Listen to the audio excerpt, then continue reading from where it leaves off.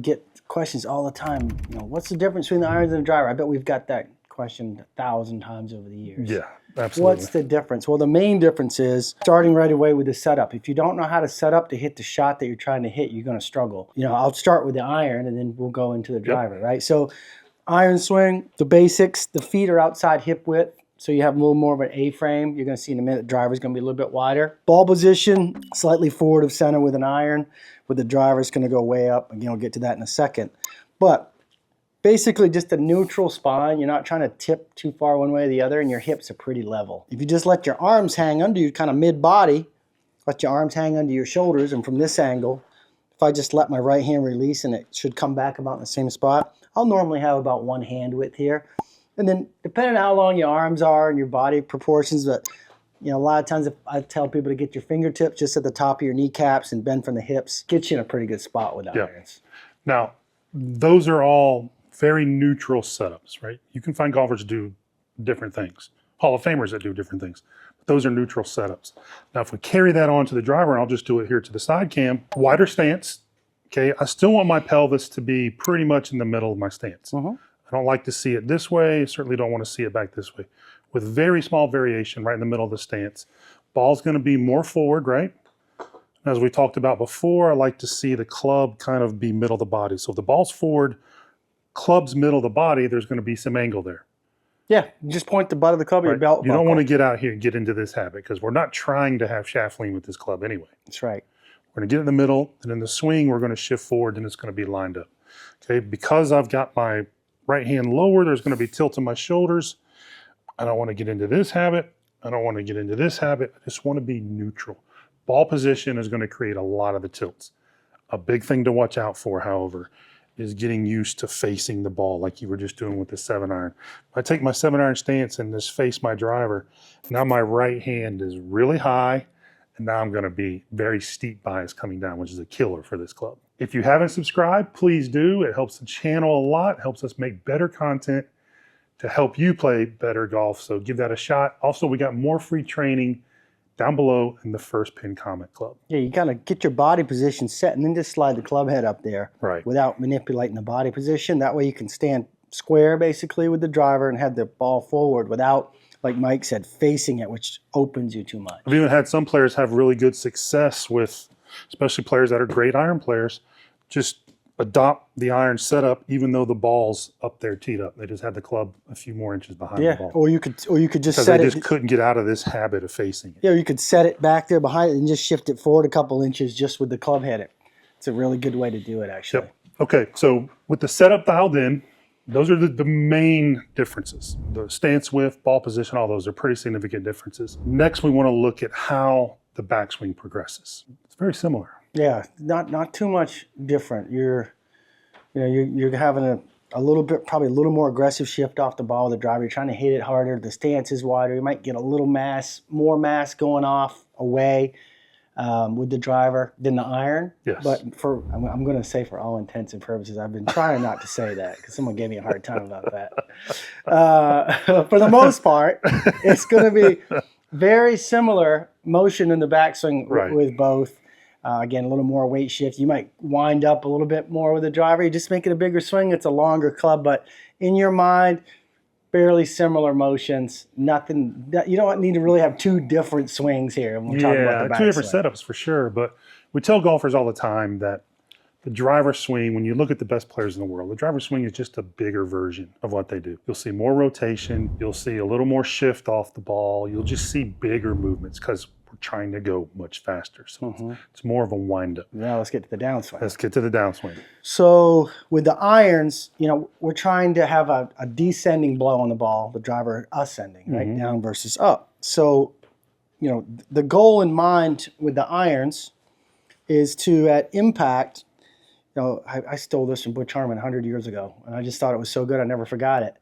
Get the buttons on your shirt on top of the ball at impact. We'll do this all the time in our online lessons. Did it with this player for years. That's why he's such a good iron player, is we'll just draw lines, kind of the middle of the placket where this microphone is, a vertical line straight down. You don't want to see that way behind the golf ball with an iron. Yeah, and then wherever your head started, like let's say you have a pretty central head here between your stance when you start. If you drew a line against my right ear, at impact with the irons, you're not going to be back behind that. You're going to be forward some. So the whole system here is shifted forward some so that it kind of ensures that the club is coming down and it's going to scrape the ground a little more in front of the ball, just where the body is oriented. Save the comments of what so-and-so would disagree because I've got a picture of him with his head behind the ball. Right? Yeah. We've got all the data for so many different golf swings. Just keep your head somewhere on the ball. Yeah, no, listen, there's a lot of different ways to hit the ball. We're not saying that, but we try to preach more of a plain vanilla swing that anybody can achieve. Or that most good players are doing. And also, less injury. You start tilting back a lot. There's some things going on there that can cause some problems later on. But yeah, just kind of a plain vanilla neutral swing, we feel like it's a pretty good starting point. And then again, just continuing the downswing, the big difference is shaft lean versus no shaft lean. And this goes into the hitting up versus hitting down. We're not trying to lean the driver. We are trying to have shaft lean with the iron. Yeah, but all you're doing, when we get to drive, it's the same releasing motion. It's just my torso is more on top, right, where I am here. Right. So the release motion happens later to here. Right? So it's still going, but because I'm positioned here, when I let that go, I'm going to have a little shaft lean on the way to letting all that all the way out. So, your positioning of the body helps determine how that thing lines up. I brought that up because most golfers know that shaft lean with that club is good. We see too many golfers trying to lean it with this. Yeah, it's a disaster. So, but you're right. It's the same impact is still happening on the trail side, and it's the same release. It's just where it's happening on the arc. You want me to do it with that one real quick? So this is the main difference with the driver and the irons with the elite players. If you took an elite player 7-iron, the same player driver, with the driver, his head is going to be back behind that initial starting point most of the time, right? So if I set up here, at impact, because my stance is wider, I'm straightening kind of more on this angle. You might see the iron a little more up vertical. Mm-hmm. Straightening more on this angle. I'm letting the club pass. I'm keeping my left ear behind the ball, and my head, when I do that, will kick a little bit. And you see that with really good drivers of the ball. It's like a lever, wham, that way. And then through the ball, they finally come up in the finish. But don't try to lean the shaft because it's going to cause problems where you'll be moving too far in front of it. The kiss of death with the driver is getting in front of it. And what that means, we had a guy in the golf school last week when we were in here, and he was just, again, trying to get some lean with the driver, but he would get to the top and then start moving out in front. Well, this club is long compared to your irons, right, or wedges. So if you move out in front of it at all, you can't physically get this thing out in front of you enough to line it up. He told us he was taught to 100% of the weight on the front foot in the backswing, head move forward in the backswing. And that's death because you can't hit driver from up here. So you're going to have to bail out. And that's what he was doing. He would hit a lot of kind of drop kicks, just open face balls. And again, the concept of what you're trying to do, pretty much movement-wise, is very similar, just a bigger movement for the driver. But how you set up and your concept of where you need to be at impact, or what this club needs to be doing at impact, are drastically different. Yeah, the concept drives the motion. We say it all the time. Yep.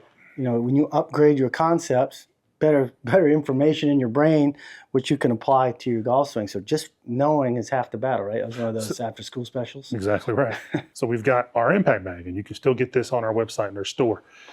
It's just to show you a way to think about impact with a driver. So Sean's going to try to line this shaft up against this vertical wall of the impact bag. And if you don't have one of these, you can use an Amazon box. Use anything. This one here is great. Like Mike said, we sell it on the website. Shoved a couple pillows in there. Right. It's ready to go in 30 seconds. So I'm just going to leave the ball. That's where my nap time pillow is. Yeah, it is. I'm going to leave the ball out of here for now. Just pretend the ball is embedded in this a little bit. I actually, you know what? I could even put the ball a little bit in front of it. Maybe better for the video so they can see what's going on. There we go. So at address, ball forward. It's okay to have the shaft tipped away from this bag a little bit. You don't have to flush it up, right? So there's my setup. By the time I hit, so I'm going to make my backswing. Head's going to stay behind the ball, but I'm trying to flush this up to the bag, and you see how it just touched the ball right there. The kiss of death would be dragging, trying to get shaft lean. And you can see how the top part of the bag here would connect to the shaft before the head gets there, and that would indicate that there's too much drag. And if I've got a camera staying, go to impact again, and I've got this camera moved and it's squared up to your pelvis, The good version, I can see the hands still on the trail side of the body. We made a lot of videos talking about that. Yeah, if I took the turn out, you can see that. The bad version is where you try to get that shaft lean. Now his hand has crossed his hands have crossed his midline. Now he's getting the bad version of that. It's just not something you see good players do. And when you overdrive the hands, a lot of times this trail leg will lock because you have to brace for any kind of pushing motion. Right. That trail leg locks keeps the hip back, so you're going to be more closed than you want to be as well, especially if you've been trying to get open with your body.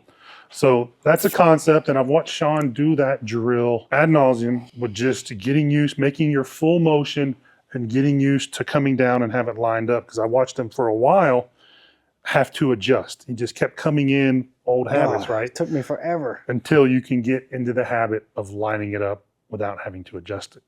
Now we're going to switch gears and talk about the opposite. There is shaft lean with the Yes, iron. so this one you can put the ball against the bag because you want a little bit of lean. So what I'm trying to achieve here, good setup, take it to the top, come down to impact and feel like I can hit the ball or I can touch the ball and just barely on this impact bag with the shaft. That gives you one ball of lean, basically. Right. That's plenty. Golfers trying to lean the irons are typically, like we were talking about with the angle of attack, their perception of what that 7-8 degrees they do this is way out of whack. Yeah, so like I think the tour range in there anywhere like 7 to 12 degrees ish, depending on how high or low they hit it. The range is around 5 to 12. Most of them fall around that 7.5 to 8. So when I come in here and do this, if I just touch that bag a little bit, Now, I've got one ball of shaft if I lean. get my camera back out, his hands are still on the trail side versus trying to get crazy amounts of lean. Yeah, Again, he loses all of it. We'll always ask the golfer to pose impact. Right. And when you ask a golfer to pose impact, they're going to show you what their mind thinks they're trying to achieve. So if they'll come in and go like this, and I'll say, well, you wouldn't hit the ball. So there's a point where you have so much that the wrists have to be kicked back in a way that I can't even... The radius is too small to touch I'd have the to, ground. and that's why you see people kind of diving in here with the knees. So I want to let this needs to be coming out as my left side starts to lengthen out, my lead side. This angle is coming out so that I can swing it into the bag, have the ball contact and the shaft just barely touching this impact bag. That gives me the right amount of lean. That would continue to come out. Now, if you want to practice this, I'm going to say this here real quick. If you have an impact bag, don't beat this thing hard and plow through it. Right. So I'll do one bad and one good, just so they can see what we're doing here. The bad would be like this. Right. That's the worst thing you can do. Don't do that. And it's pretty much how a lot of people use this thing. What I want you to do is put the brakes on as soon as you touch it if you're going to use this bag. So just like that. Just pose it. You can do it with the irons and the driver. And you can kind of freeze that without barely even wiggling the bag, and you'll feel what you have to do to get this club in the right place. The first version of that, you, me, and everyone watching has no idea what they did. They just Bang the bag. beat a bag. Yeah. Right? It's fun, So, don't get me wrong. Yeah. If you're upset about It something, feels great. It does. Better than breaking a club, but it's not going to help your golf swing. Having to put the brakes on and be exactly where things need to be, that's making you do something that you typically don't do normally if you struggle with this. Whether it's with this club, you definitely don't want to be banging it with this club, you break but your certainly shaft. with both. So get an impact bag, get one from the store if you don't know where to get one. Not expensive at all, and it will start to let you feel, based on the real movements, how to improve both irons and drivers.